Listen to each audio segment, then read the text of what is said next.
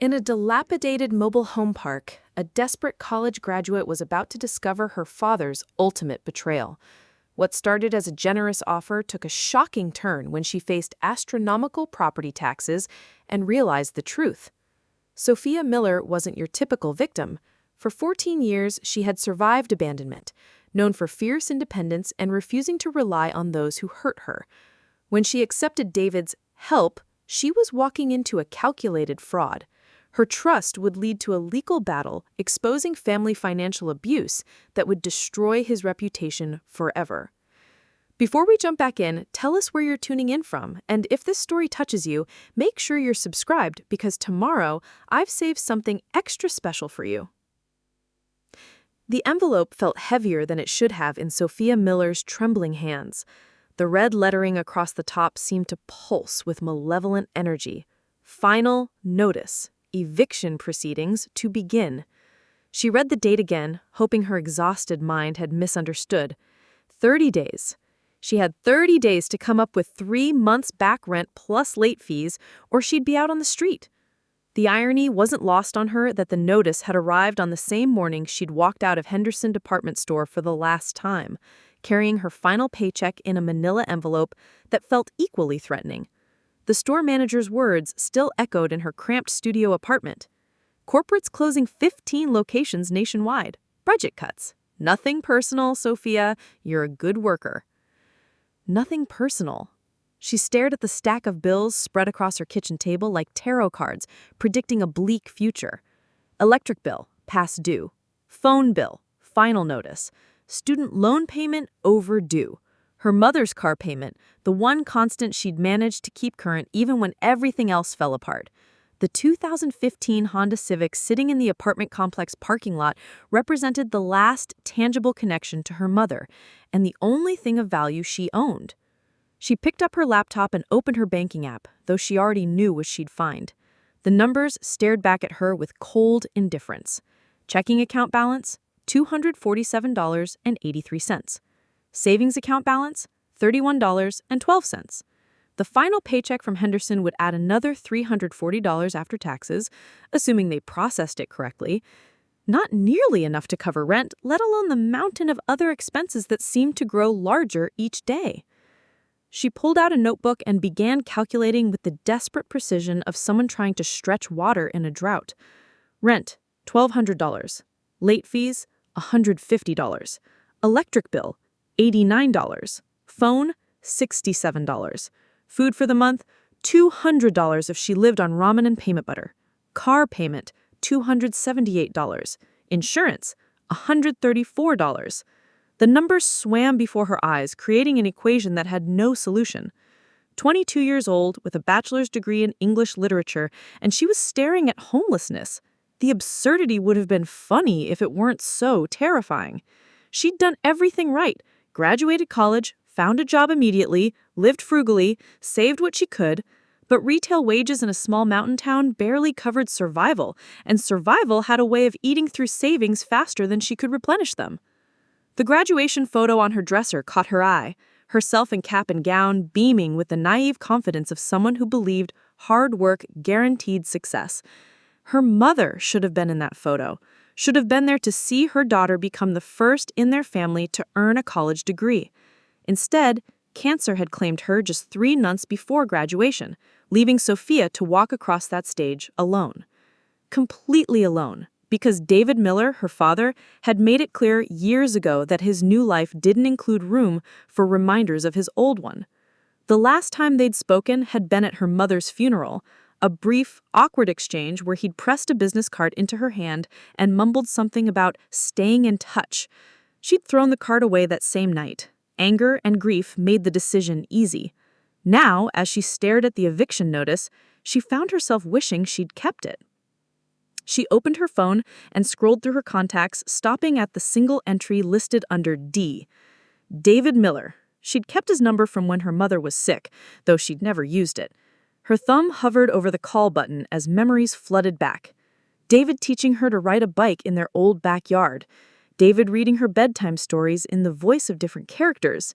David packing his belongings into his truck while 8-year-old Sophia watched from her bedroom window, too confused to understand that some goodbyes were permanent.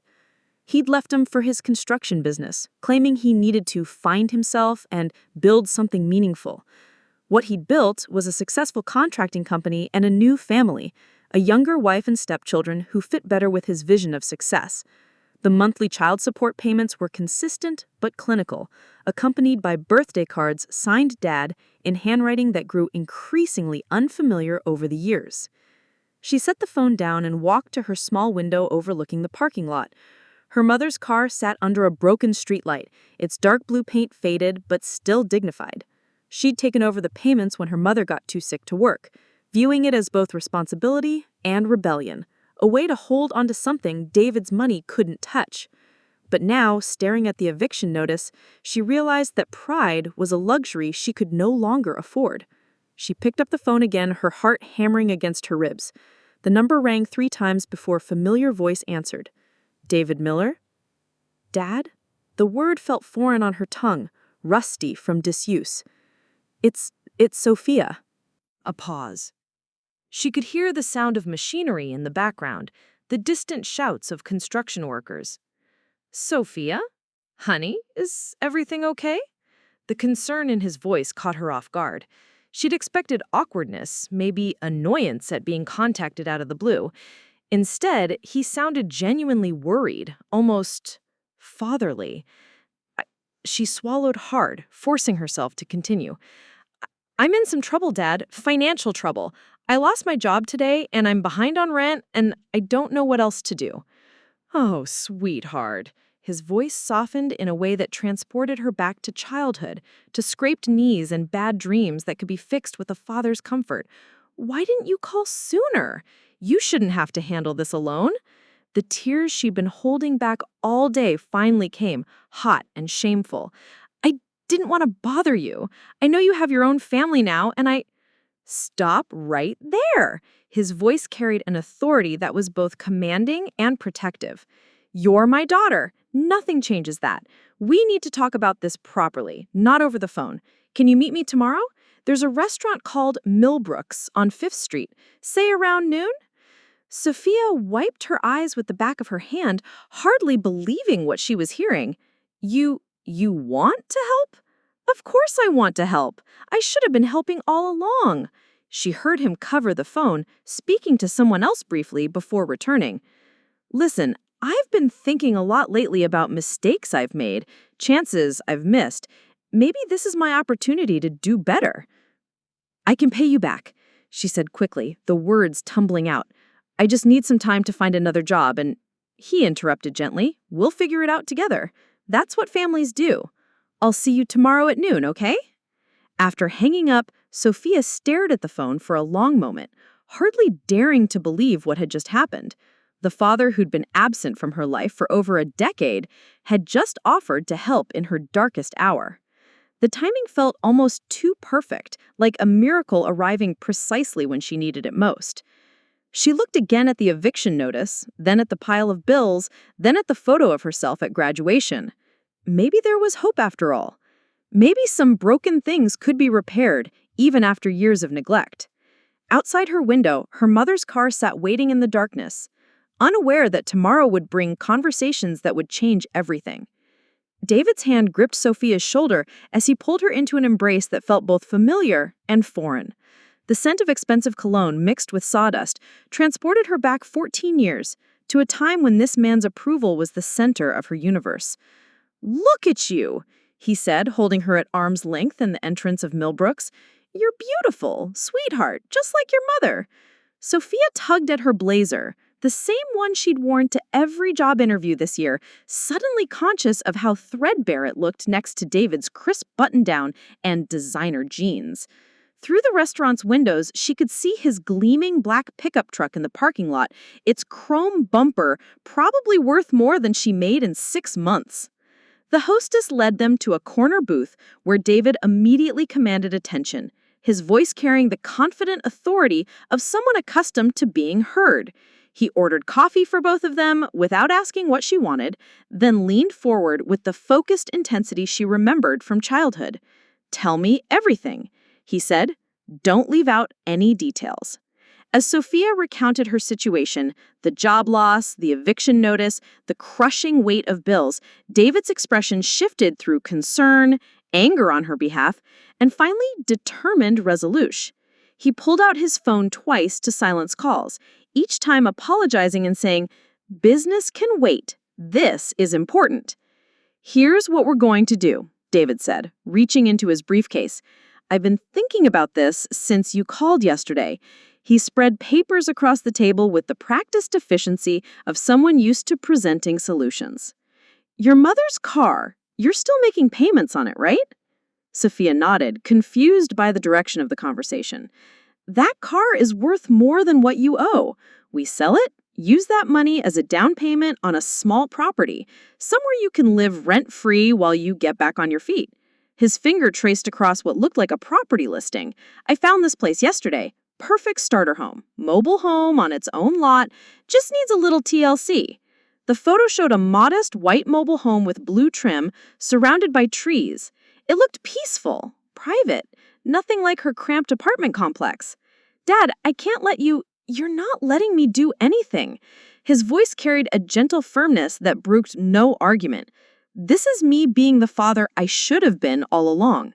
He leaned back as the waitress approached, and Sophia caught a glimpse of something in his expression, a flicker of calculation quickly replaced by paternal warmth. "David?" a woman's voice interrupted. Sophia looked up to see an attractive blonde approaching their table. Her designer handbag and perfectly applied makeup suggested a woman who'd never worried about an eviction notice. "Vanessa thinks this property plan is wonderful," David continued, retaking his seat. "She actually found the listing. Used to be in real estate, so she knows a good deal when she sees one." "It's perfect for someone just starting out," Vanessa agreed, though her tone suggested she was discussing charity work rather than family support. "David's always been generous with family, sometimes too generous," she laughed, but the sound carried a warning that made Sophia's stomach tighten. David either didn't hear the undercurrent or chose to ignore it. "The paperwork's straightforward. We handle the purchase, you handle making it a home. Win-win." He slid a contract across the table. "I've already had my lawyer look it over. Everything's legitimate." Sophia stared at the papers, her mother's voice echoing in her memory. "If something seems too good to be true..." But David's eyes held the warmth she'd craved for 14 years, and desperation had a way of silencing whispered warnings. Her fingers trembled as she reached for the pen. "Thank you," she whispered, signing her name with careful precision. "I don't know how to repay you." David's smile was perfect, too perfect, though she wouldn't recognize that until much later. "Family doesn't keep score, sweetheart. We just take care of each other." The pen was still warm in Sophia's hand when she first glimpsed her new home through the cracked windshield of the rental car.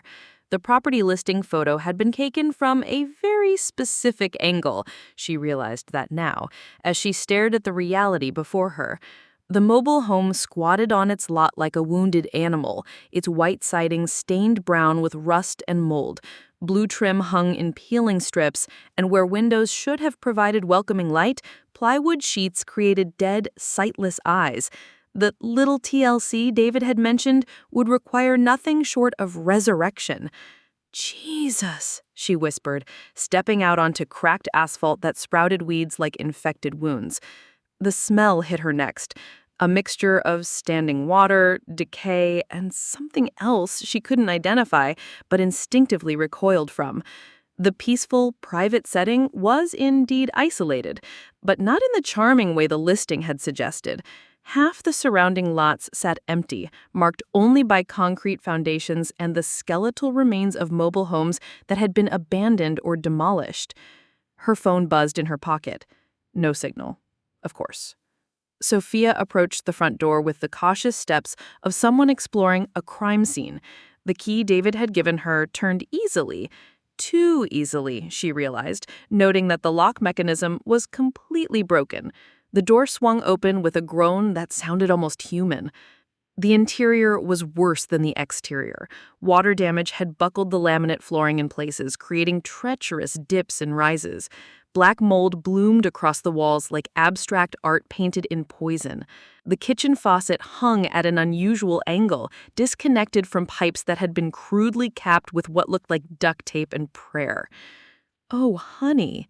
Sophia spun around to find an older woman standing in the doorway, her weathered face creased with genuine sympathy. She wore gardening gloves and held a casserole dish, as if kindness could be delivered in ceramic containers. "You must be the new owner," she continued, stepping carefully around a hole in the floor. "I'm Agnes Thompson. I live in the blue house across the way, the one that's still standing." Sophia Miller. The name felt hollow in this place that bore no resemblance to a home. "Did you know the previous owners?" "The Hendersons. Nice family, lived here about 18 months before," she gestured vaguely at the destruction around them. "Property taxes got them. And then the code violations. County kept piling on fines faster than they could fix things." The words hit Sophia like physical blows. "Property taxes?" "Oh, dear." Agnes's expression shifted from sympathy to alarm. "You don't know about the liens, do you? The back taxes owed on this place?" She studied Sophia's face with the practiced eye of someone who'd seen people broken by circumstances beyond their control. "How much did your father tell you about this property's history?" Sophia's legs suddenly felt unsteady. She lowered herself onto what had once been a kitchen counter, now warped and splitting. "He said it just needed some work, that it was a good deal." Agnes was quiet for a long moment, her silence more damning than words. "Honey, I worked social services for 30 years. I've seen this before." Her voice carried the weight of experience, of watching good people destroyed by those they trusted. Through the broken windows, Sophia could see Agnes's neat blue house, the only maintained property visible in any direction, a life preserver in an ocean of abandonment. The contrast made her situation even more stark. The utilities have been shut off for 8 months. Water, electric, gas. And the county, they've been trying to condemn this place for violations. Previous owner just walked away rather than deal with it. Sophia tried calling David. No signal. She tried texting. The message failed to send. As darkness approached, she realized she'd be spending her first night in her new home without electricity, running water, or any way to contact the outside world. Agnes offered her spare bedroom, but pride, that dangerous luxury, made Sophia decline. She lay awake on her sleeping bag, listening to strange sounds from the walls and wondering what other surprises David had forgotten to mention. Jake's toolkit couldn't fix everything, but his presence made the broken mobile home feel less like a tomb. He'd arrived Saturday morning with coffee, breakfast sandwiches, and the kind of practical optimism that came from someone who'd learned to find solutions in impossible situations. "Water damage here, here, and definitely here," he said, pointing to brown stains that mapped the walls like continents of neglect. "But the frame's still solid. We can work with this." Sophia watched him move through her disaster with the focused attention of someone conducting a professional assessment. His paralegal studies had taught him to analyze problems systematically, breaking overwhelming situations into manageable pieces. "The question is whether it's worth fixing," he continued, testing a sagging section of floor with his boot.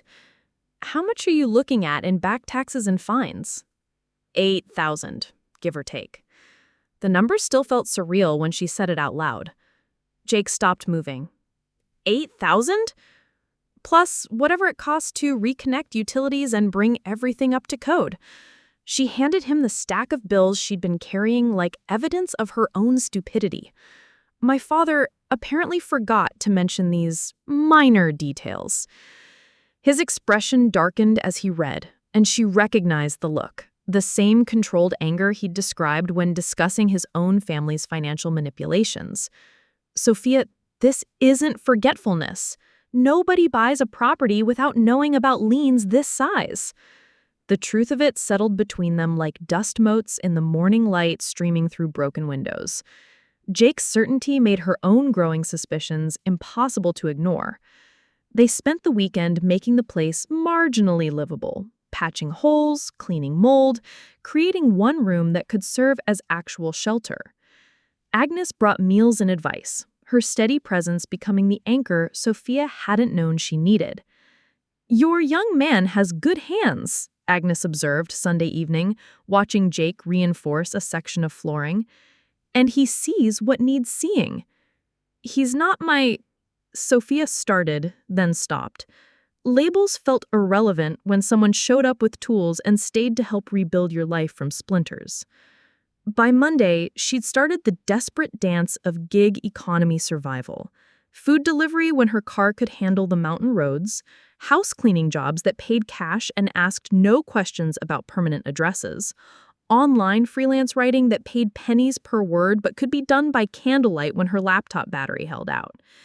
The work was exhausting and barely profitable, but it kept her moving forward while she waited for responses to the dozens of job applications she submitted daily. Each evening, she'd calculate her earnings against the mountain of bills, watching the gap narrow with painful slowness. 2 weeks later, an invitation arrived that felt like a trap disguised as kindness. Ethan's 10th birthday party at David and Vanessa's house. Sophia almost declined. The thought of facing David's suburban perfection while living in squalor felt masochistic. But something, curiosity, or maybe the need to understand what she'd been excluded from, made her accept. David's house was everything her mobile home wasn't: pristine, warm, filled with the comfortable abundance that money could buy. Children ran through immaculate rooms while adults discussed vacation plans and home improvements with casual ease. "Sophia!" Ethan bounded up to her with the uncomplicated joy of childhood. "Dad said you're living in your own place now. That's so cool." "It's an adventure," she managed, watching David work the room with practiced charm. During cake, while the adults talked over children's laughter, Ethan leaned close to her chair. "I heard Dad and Mom talking about you," he whispered conspiratorially. "Something about tax write-offs and getting rid of problems." The words hit me like ice water. Ethan continued chattering about his presence, oblivious to the earthquake he'd just triggered. But Sophia heard nothing else. David's laughter across the room suddenly sounding like something much darker. Sophia's sleeping bag was still damp with condensation when she discovered the mailbox.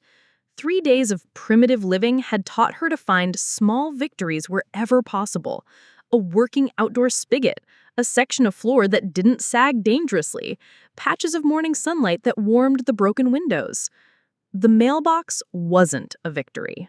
Stuffed with correspondence that spilled onto the cracked driveway, it told the story Agnes had hinted at in careful, sympathetic phrases. Property tax notices stamped in angry red ink, utility disconnection warnings, code violation citations with escalating fines. The numbers made her apartment rent look like pocket change.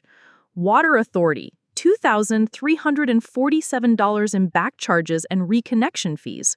County property taxes, $4,891 overdue plus penalties.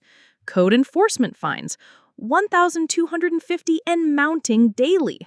Electric company, $890 for reconnection, plus deposits. Her hands shook as she sorted through the avalanche of bureaucratic fury. Each envelope revealed new depths to the financial nightmare David had dropped in her lap. The final notice made her stomach clench.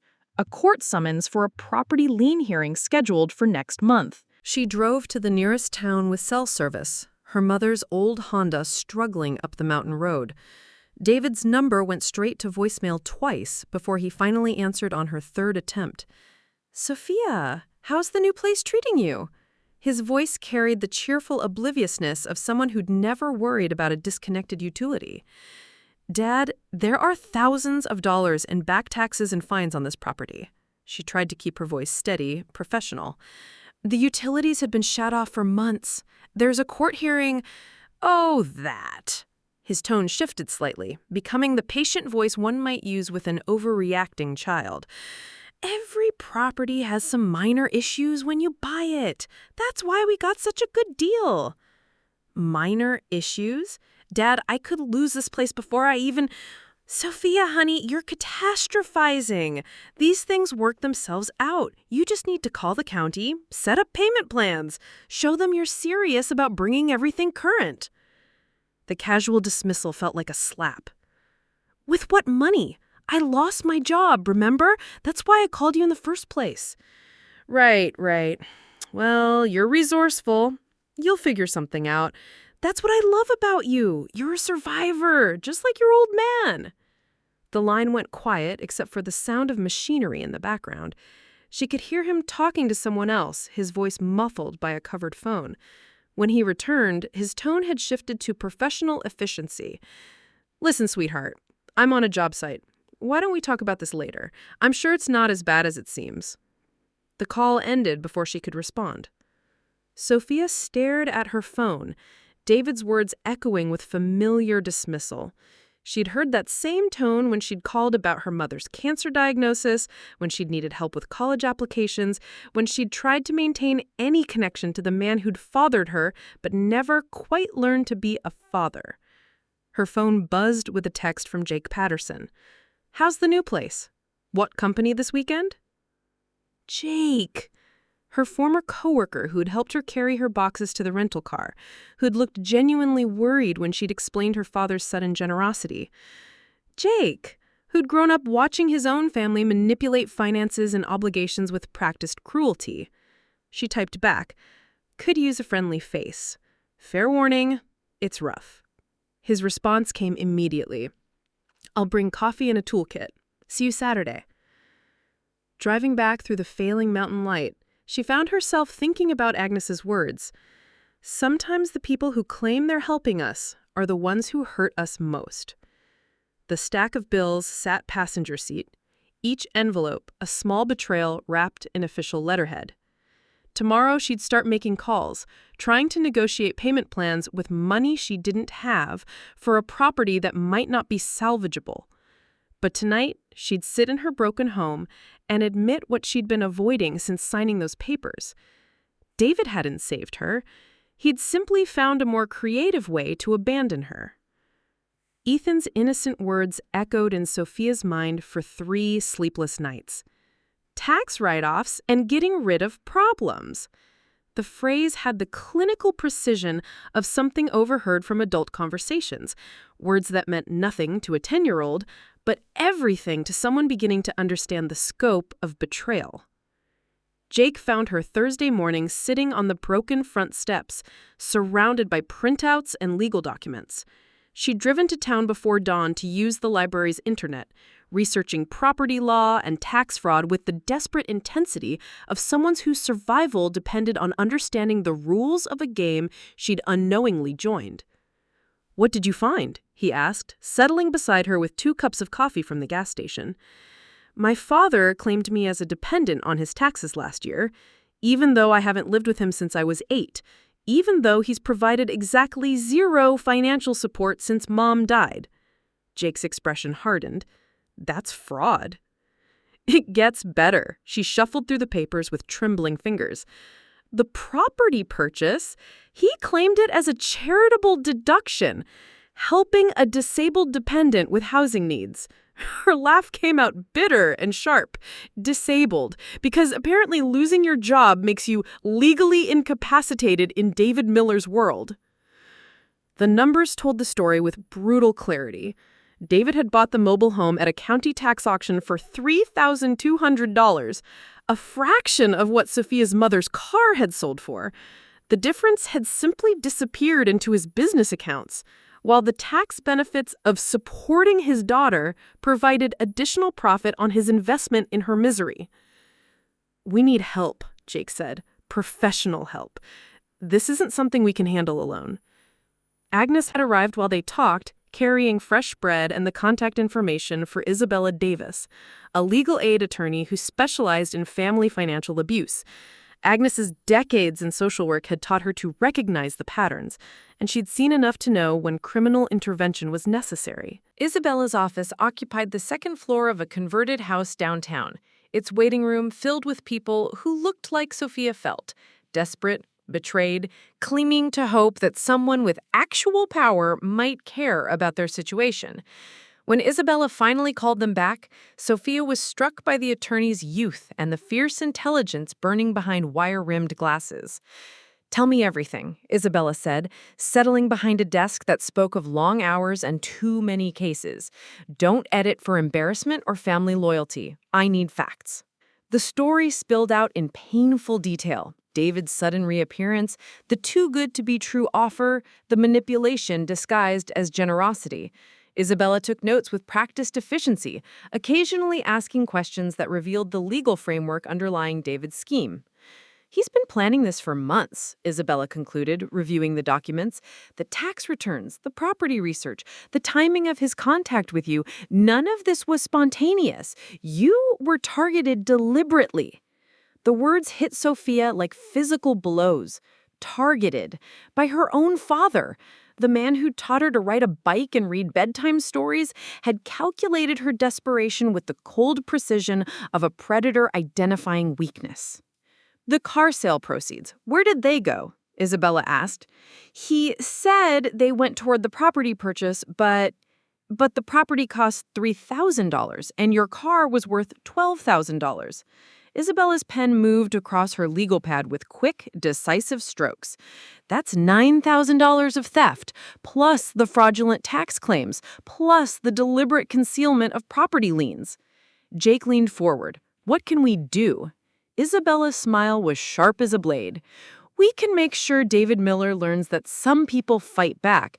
But Sophia, I need you to understand, this is going to get ugly. Family financial abuse cases always do. He'll claim you're ungrateful, disturbed, trying to extort him. He'll paint himself as the generous father victimized by his troubled daughter." Sophia thought of Ethan's birthday party, of David's comfortable house and easy laughter, of Vanessa's cold assessment and calculated support for the scheme. She thought of her mother, who'd worked double shifts to keep them afloat while David built his new life on the foundation of their abandonment. "Let it get ugly," she said. "I'm done being his tax deduction." Outside Isabella's office, the mountain air felt different, charged with possibility instead of desperation. For the first time since signing those papers, Sophia felt like she wasn't fighting alone. The war for her life was about to begin. David's construction office sat in a gleaming strip mall, its glass front displaying awards and photographs of completed projects.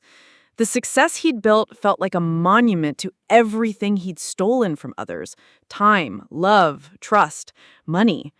Sophia stared at the building from Jake's passenger seat, her hands steady despite the storm raging in her chest. The courthouse steps felt like a stage, and Sophia was learning to perform under lights she'd never wanted. Isabella had warned her that family financial abuse cases often attracted media attention, something about the betrayal hitting a nerve that made people pay attention. Still, she hadn't expected the cluster of reporters waiting outside the county building when they arrived for the preliminary hearing. "Ms. Miller, how does it feel to take your own father to court?"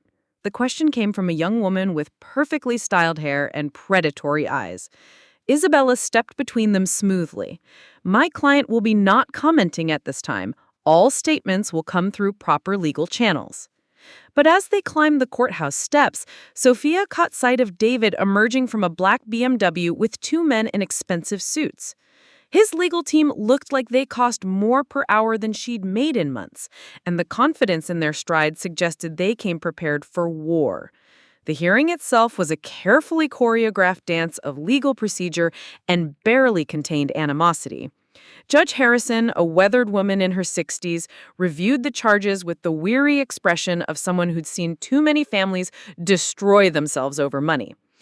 "The state alleges multiple counts of fraud, theft by conversion, and filing false tax documents," she read. "Mr. Miller, how do you plead?" "Not guilty, Your Honor." David's voice carried the same commanding authority he'd used in construction meetings, but she noticed the slight tremor beneath the surface. His lead attorney, a silver-haired man named Richardson, immediately requested dismissal of all charges.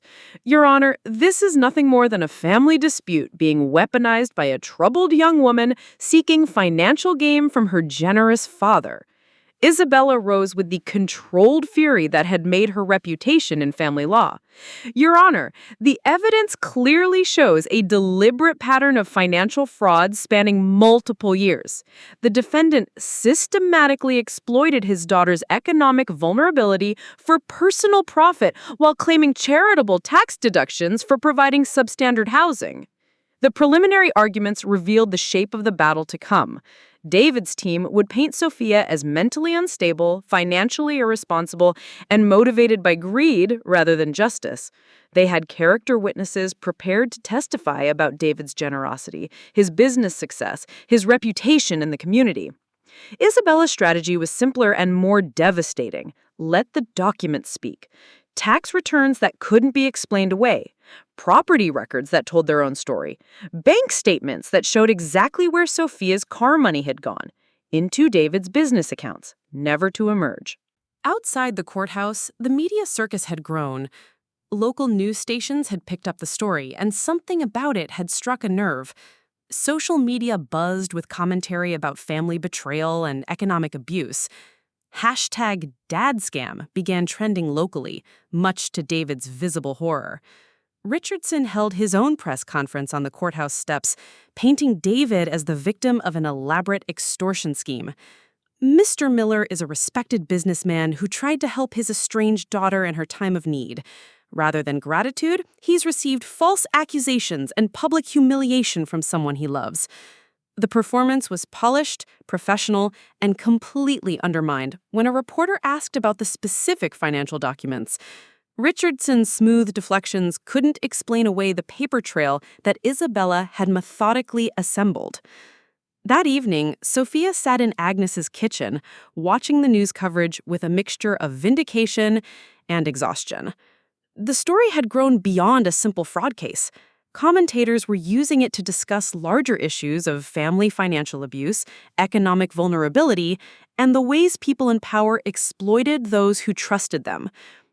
David Miller Construction has issued a statement denying all allegations, the anchor read. However, sources close to the company suggest that several clients are now reviewing their contracts following these revelations. Agnes set down a cup of tea with the satisfied expression of someone watching justice slowly unfold. Your young man called earlier, said 3 more people contacted Isabella's office today with similar stories about family members. Sophia's phone buzzed with a text from Jake. News crew wants to interview you tomorrow. Isabella says it's your choice. Through Agnes's window, she could see the lights of town below. Ordinary people living ordinary lives without the weight of public scrutiny. Part of her longed to disappear back into anonymity, to let the lawyers handle everything while she rebuilt her life in private. But another part, the part that had learned to fight from watching her mother battle cancer alone, the part that had survived David's abandonment and manipulation, knew that silence served predators better than victims. She texted back, "Schedule the interview. It's time people heard the truth."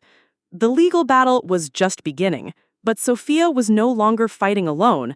The court of public opinion was assembling its own jury, and David's carefully constructed reputation was cracking under the weight of documented evidence. Tomorrow, she would tell her story to the world. "You don't have to do this," Jake said quietly. "Isabella can handle everything through legal channels." "No." Her voice carried a finality that surprised them both. "I need to have him look me in the eye when I tell him I know what he's done." The manila folder in her lap contained photocopies of everything: tax documents, property records, bank statements that Isabella had subpoenaed, evidence that would destroy David's carefully constructed image of generous Pothervid and reveal the calculating predator beneath. David's secretary looked up from her desk with practiced professionalism that flickered into uncertainty when she saw Sophia's expression. "I'm sorry, but Mr. Miller is in a meeting. He'll see me." She walked past the desk toward David's office, Jake following close behind. "I'm his daughter." She didn't knock. The door opened to reveal David behind a mahogany desk, reviewing blueprints with 2 men in hard hats. His face lit up with theatrical warmth that made her stomach turn. "Sophia! What a wonderful surprise!" He stood, arms extended for an embrace she didn't return. "Gentlemen, this is my daughter I was telling you about, The one I've been helping get back on her feet. The contractors smiled politely, gathering their papers.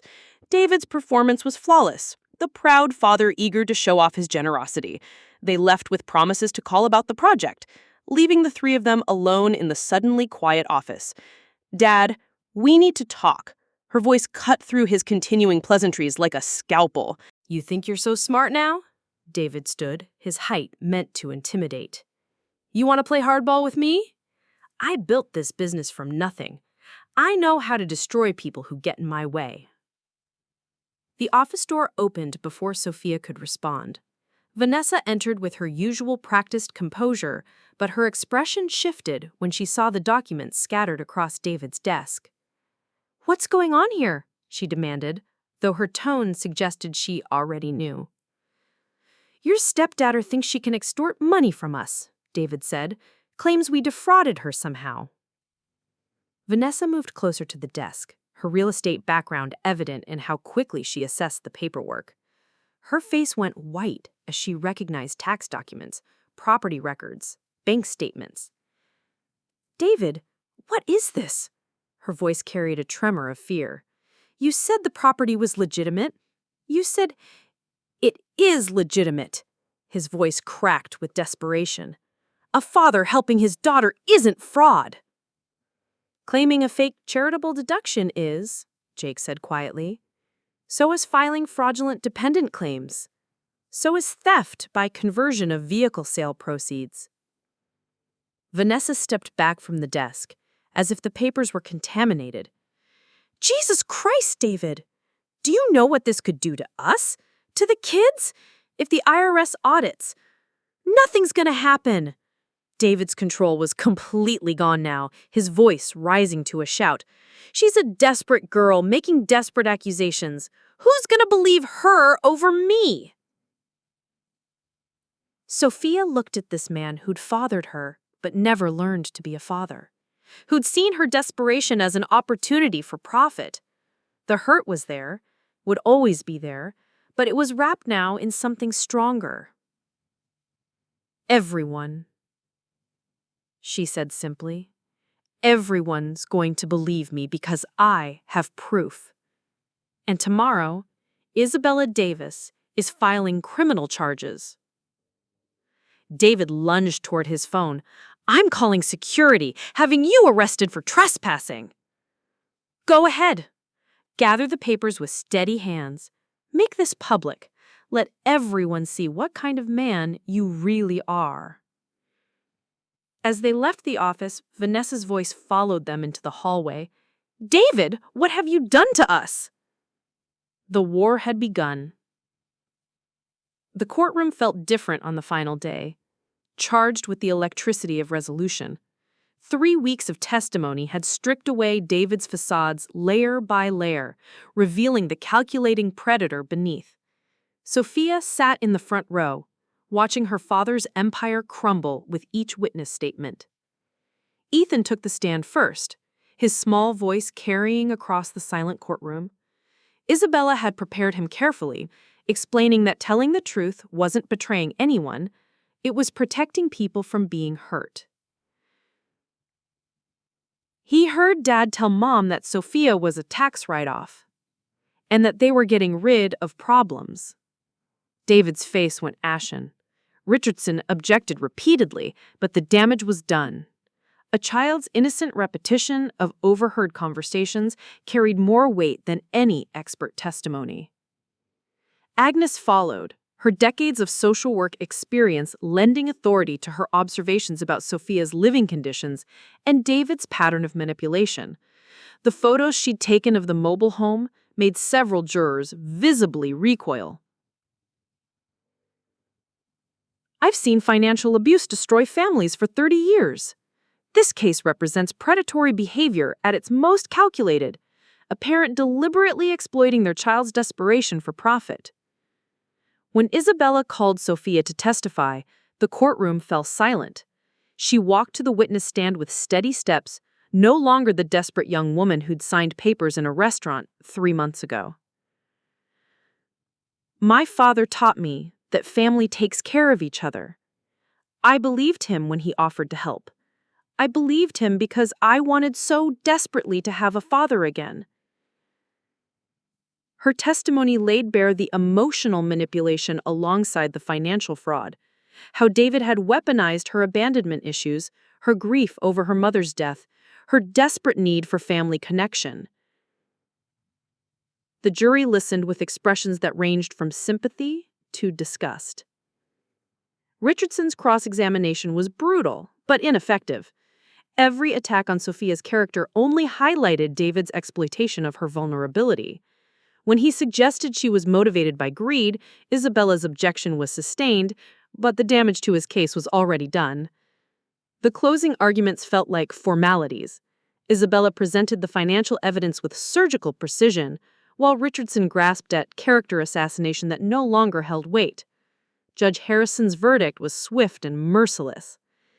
The evidence shows a deliberate pattern of fraud designed to exploit familial trust for financial gain.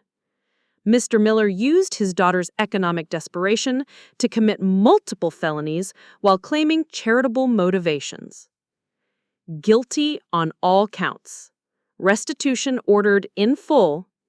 18 months in federal prison. As the gavel fell, Sophia watched David's face crumple. Vanessa buried her head in her hands, finally understanding the full cost of her complicity. The reporters in the gallery began typing furiously, knowing this case would be cited in family financial abuse prosecutions for years to come.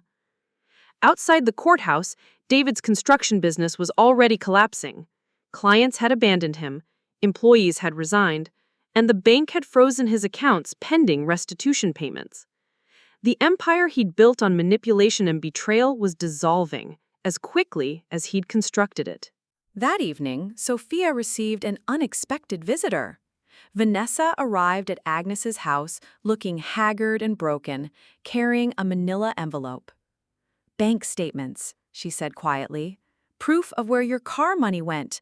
I should have given these to you months ago." Her voice cracked. "I'm so sorry.